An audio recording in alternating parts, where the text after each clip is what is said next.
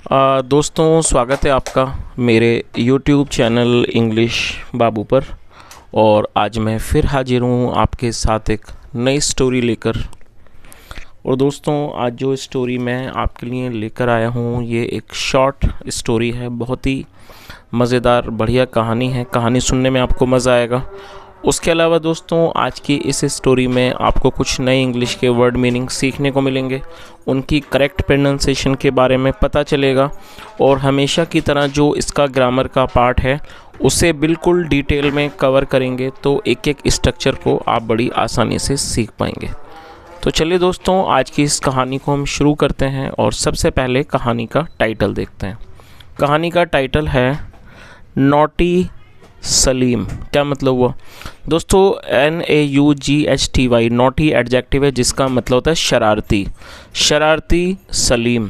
तो दोस्तों, ये आज की इस कहानी का टाइटल है, शीर्षक है।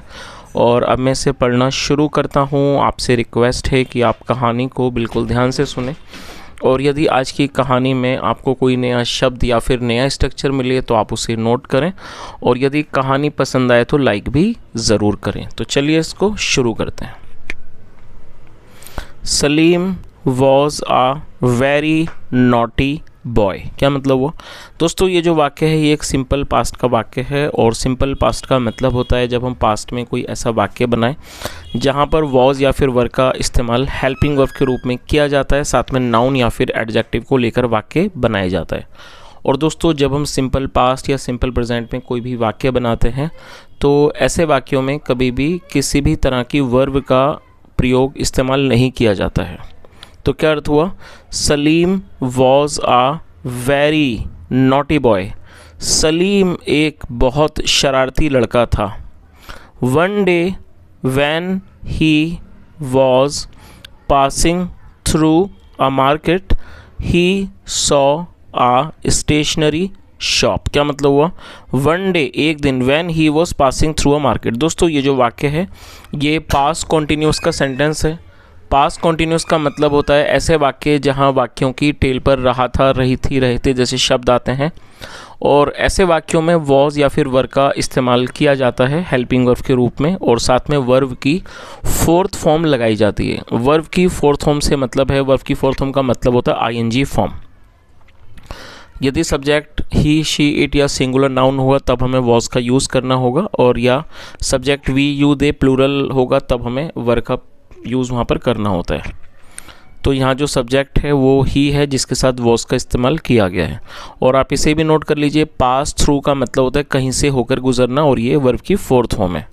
वन डे एक दिन, when he was passing through a market एक दिन जब वह एक बाज़ार से होकर गुजर रहा था।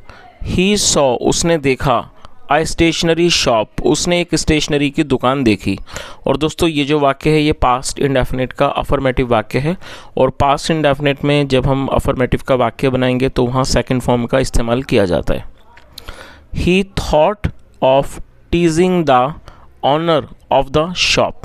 दोस्तों, ये पास्ट का ही वाक्य, थिंक मतलब सोचना और सेकंड फॉर्म थॉट और TEAS टीज का मतलब होता है चिढ़ाना, किसी को तंग करना या फिर छेड़ना। तो क्या अर्थ हुआ? ही थॉट उसने सोचा, of teasing the owner owner को छेड़ने का सोचा, ऑफ द शॉप दुकान के। तो पूरी लाइन का क्या अर्थ निकला? He thought of teasing the owner of the shop उसने दुकान के ऑनर को, मालिक को छेड़ने की सोची। चलिए आगे देखिए। He went to the shopkeeper and asked for a pen। क्या मतलब हुआ? He went to the shopkeeper। दोस्तों, ये भी पास्ट इंडेफिनिट का ही वाक्य है जहाँ सेकंड फॉर्म लगाई गई है। गो मतलब जाना, second form went। He went to the shopkeeper वह दुकानदार के पास गया and asked for a pen। दोस्तों, ask मतलब पूछना होता है, लेकिन जब आस्क के साथ फोर को जोड़ा जाए, आस्क फोर का मतलब हो जाता है मांगना। तो आप इसे जरूर नोट कर लीजिए, आस्क फॉर मतलब मांगना और ये पास्ट इंडेफिनिट का वाक्य है तो सेकंड फॉर्म आस्क्ड फॉर लगाई गई है। तो क्या अर्थ हुआ? He went to the shopkeeper and asked for a pen. वह दुकानदार के पास गया और एक पेन मांगा। आगे देखिए।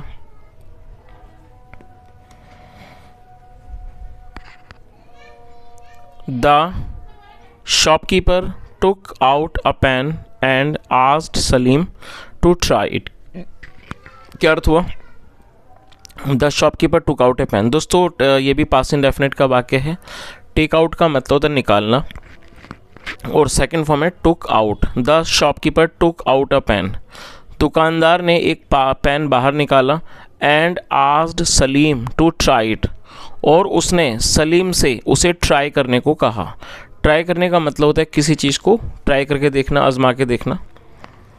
तो पूरी लाइन का क्या अर्थ हुआ कि दुकानदार ने एक पेन बाहर निकाला and asked Salim to try it, और सलीम को वो ट्राई करने को कहा। आगे देखिए, Salim wrote something on his notebook and then said to the shopkeeper that he did not like the pen। क्या अर्थ हुआ? Salim wrote something on his notebook. दोस्तों ये भी पास्ट इंडेफिनिट का ही वाक्य है जहाँ पर सेकंड फॉर्म लगाई जाती है। राइट का मतलब होता है लिखना, और सेकंड फॉर्म है रोड। तो और आप इसको नोट भी कर लीजिए, WROTE, और ये राइट की सेकंड फॉर्म है। तो क्या अर्थ हुआ? Salim wrote something on his notebook. Salim ने अपनी हिज मतलब अपनी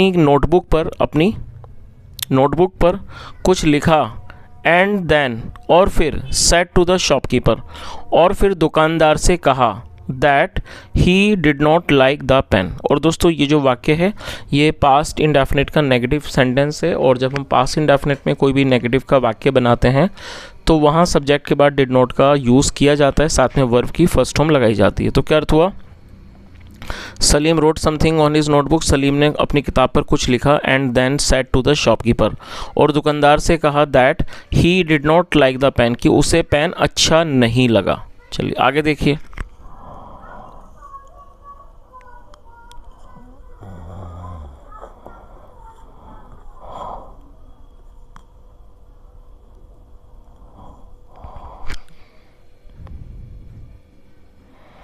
the shopkeeper then showed him the second. दोस्तों ये जो वाक्य है ये भी पास्ट इंडेफिनिट का वाक्य है जहाँ पर सेकंड फॉर्म लगाई जाती है। SHOW, शो का मतलब होता है दिखाना, और ये सेकंड फॉर्म है, आप इसे नोट कर लीजिए। The shopkeeper then showed him the second, फिर दुकानदार ने उसे दूसरा दिखाया। Second, the shopkeeper then showed him the second, दुकानदार ने फिर उसे दूसरा दिखाया। देन द थर्ड, फिर तीसरा। एंड देन सो मैनी, और उसके बाद कई सारे। अदर पेन्स, दूसरे अन्य पेन। तो पूरी लाइन का क्या अर्थ निकला? The shopkeeper then showed him the second, then the third, and then so many other pens. दुकानदार ने उसे दूसरा दिखाया, तीसरा दिखाया, and then so many other pens, और फिर कई सारे अन्य पेन दिखाए। चलिए आगे देखिए,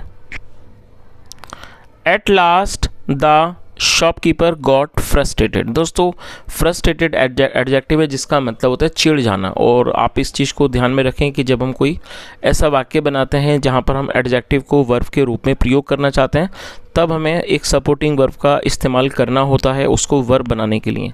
तो यहाँ पर सपोर्टिंग वर्ब के रूप में गेट का इस्तेमाल किया गया है, और ये पास्ट का वाक्य है इसलिए गेट की सेकंड फॉर्म लगाई गई गॉट। क्या अर्थ हुआ? एट लास्ट, अंत में। द शॉपकीपर गॉट फ्रस्ट्रेटेड, अंत में दुकानदार बहुत चिढ़ गया, फ्रस्ट्रेट हो गया, बहुत ज़्यादा वो खींच गया, चिढ़ गया। He asked Salim what kind of pen he wanted. क्या अर्थ हुआ? ही आस्क्ड सलीम, उसने सलीम से पूछा what kind of pen he wanted, कि उसे किस तरह का पेन चाहिए। आगे देखिए, सलीम सेड, सलीम ने कहा that he did not need the pen any more. क्या अर्थ हुआ? सलीम सेड, सलीम ने कहा that he did not need the pen any more. दोस्तों ये जो हमारा वाक्य है, तो आप यहाँ देखिए ये पूरा ही वाक्य पास्ट का है, ये सेकंड फॉर्म है, और यहाँ जो वाक्य है ये भी पास्ट इंडेफिनिट का नेगेटिव वाक्य है जहाँ पर सब्जेक्ट के बाद डिड नॉट का यूज़ किया जाता है। तो यहाँ एक छोटी सी इन्फॉर्मेशन है, मैं चाहूँगा आप उसे नोट कर लें। जब आप कोई ऐसा वाक्य बनाएंगे जहाँ पर विद इन द सेंटेंस एक ही वाक्य में दो पास्ट के वाक्य मौजूद हों, तो जो पहला वाला वाक्य है उसको पास्ट में आप ट्रांसलेट करेंगे, लेकिन जब उसके दूसरे पार्ट को आप ट्रांसलेट करेंगे तब आप उसको पास्ट में नहीं करेंगे, तब आपको उसको प्रेजेंट में करना होता है। तो क्या अर्थ हुआ इस लाइन का? Salim said that he did not need the pen anymore. Salim ने कहा that, और दोस्तों ये जो that है ये एक डिस्क्रिप्टिव क्लाउज है। सलीम ने कहा कि उसे did not need the pen any more, उसे अब पेन की कोई ज़रूरत नहीं है, उसे पेन की कोई और ज़रूरत नहीं है। एज, क्योंकि he had already completed the homework, क्योंकि उसने पहले ही अपने होमवर्क को पूरा कर लिया है। आगे देखिए, द शॉपकीपर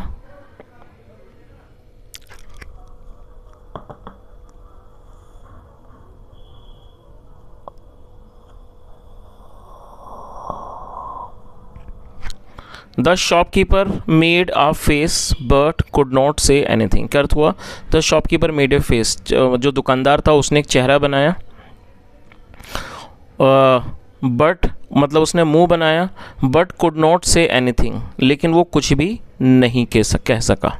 चलिए, तो दोस्तों इस तरह से ये छोटी सी कहानी यही ख़त्म होती है, और मैं उम्मीद करता हूँ कि कहानी आपको अच्छी लगी होगी।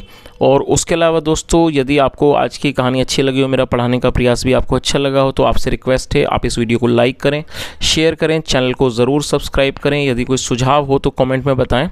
उसके अलावा दोस्तों, आप में से कुछ लोगों ने चैनल पर वीडियो में नाम लेने की रिक्वेस्ट की थी, तो मैं चाहूँगा कि मैं उनके नाम इस वीडियो में लूँ। और हमारे एक सब्सक्राइबर हैं वैसे यहाँ पर उनका कोई नाम मेंशन नहीं है, लेकिन कृष्णा लिखा हुआ है, तो उन्होंने कहा है कि मैं उनका नाम लूँ। तो कृष्णा जी, मैंने आपका नाम इस वीडियो में ले लिया है। उसके अलावा एक हैं आदर्श, तो आदर्श जी, मैंने आपका नाम भी अपने इस वीडियो में ले लिया है। तो यदि आप लोग सुन रहे हैं तो कमेंट में ज़रूर बताएं। यहाँ तक सुनने के लिए थैंक यू सो मच।